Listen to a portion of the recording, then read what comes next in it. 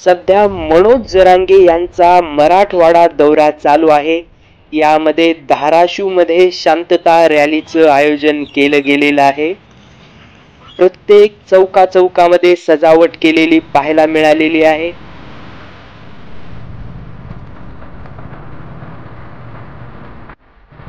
रॅलीसाठी येणाऱ्या मराठा बांधवांसाठी नाश्त्याची आणि भोजनाची सोय देखील स्थानिक मराठा बांधवांनी केलेली पाहायला मिळालेली आहे। ही सकाळची दृश्य आपण पाहत आहात।